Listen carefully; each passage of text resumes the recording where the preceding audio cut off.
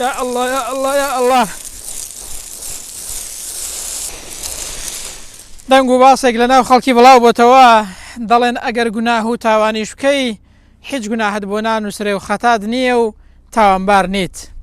جا تۆ بڵێ شتی وا هەبێ دەبێت چۆن بێ ئەوە وەرە لەگەڵم با پێت بڵێم چۆنە و لێت حاڵی بکەم. هەندێک کەس دەڵێن باشە مامۆستا تاوانی ئێمە چییە؟ کاتێک تاوانێک دەکەین لەسەرمان نووسراوە کەواتە هیچ تاوانمان نییە. خی گەورە لەسەر هیچ کەسێکی نەنووسیوە کە بە زۆر دەبێت ئەو کارە بکات. بەڵکو خی گەورە نووسیویەتی کە دەزانێ ئێمە بە ئیرادەی ئازادی خۆمان هەر کارێک دەکەین. کەواتە ئەوەی کە لە لای خی گەورە نووسراوە پەیوەستە بە عیلمی خی گەورەوە کە خی گەورە ئەوەل و ئاخیر دەزانێت. بەڵام خی گەورە نەینووسیوە کە دەبێت بە زۆر ئێمە ئەو کارە بکەین. ئێمە هەر کارێک دەکەین بە ئیرادەیەکی ئازادی و ویستێکی خۆمان دەیکەین.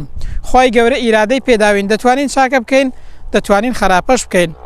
کەواتە تۆ حەقی ئەوەت نەبێ لە لای خی گەورە چ نووسراوە حەقی ئەوەت هەبێ خی گەورە فەرمانی چی پێکردووی.